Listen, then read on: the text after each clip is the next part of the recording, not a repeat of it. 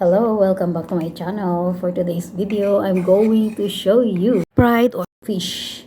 Okay, this is very special for us as Filipinos. I'm gonna show you how to cook. Need a frying pan and oil.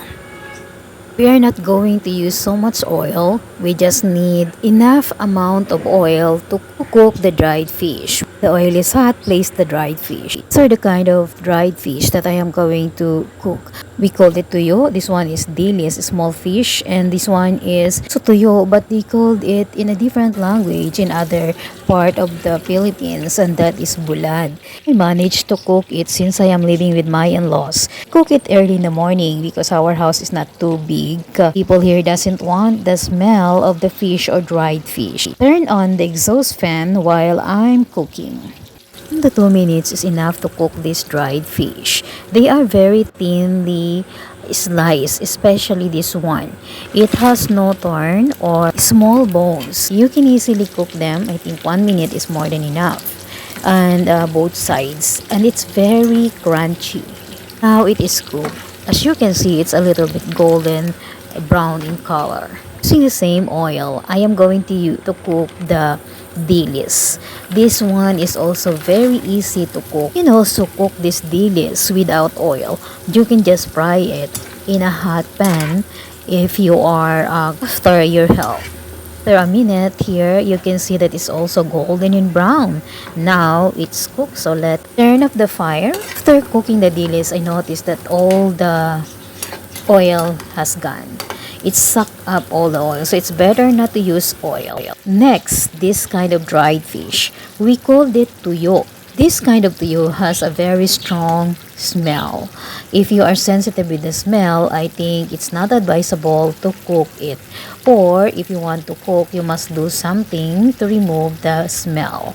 But it has really a very nice taste, especially if you eat with fried rice and chocolate rice or champurrado.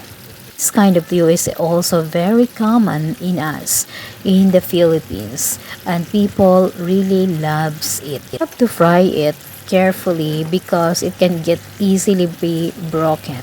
After a few minutes, it's also cooked. So turn off the fire and remove from the oil. Here's our tuyo or dried fish. They are all cooked.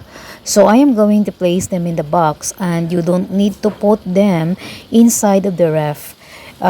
This kind of fish can be, or you can store it without refrigerating it, and it won't get bad up to weeks or months.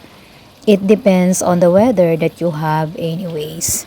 But since we have winter here, I am just going to place them in one side so that I can eat them anytime I want. Actually, eating dried fish, you don't need to eat too much. It is salty, so we have to be very careful in eating it. Few dried fish is enough to eat 1 cup of fried rice. Any kind of rice or champurrado, it's also perfect with champurrado.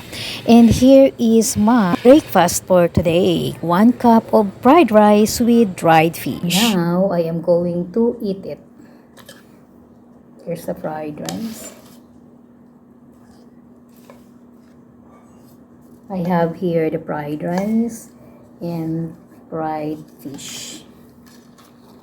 Inside the fried fish. And of course, coffee. Here's the secret. Feel the true taste or yummy, delicious taste of rice or fried rice with dried fish. You need to use your bare hands. Some people, they use vinegar to dip the fried rice to add a taste on the dried fish and remove also a little bit of salt in the dried fish. It's very perfect to eat with coffee or tea.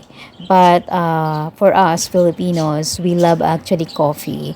We don't used to drink tea, so we for sure choose coffee over tea. I know you told your friend you're not okay, and tell me what's wrong and why you never said you felt that way. And Guess you're trying to stay strong and fake a smile until I look away.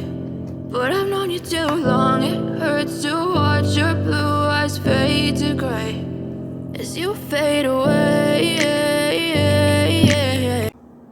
That's it. That's all for today, and thank you so much for watching.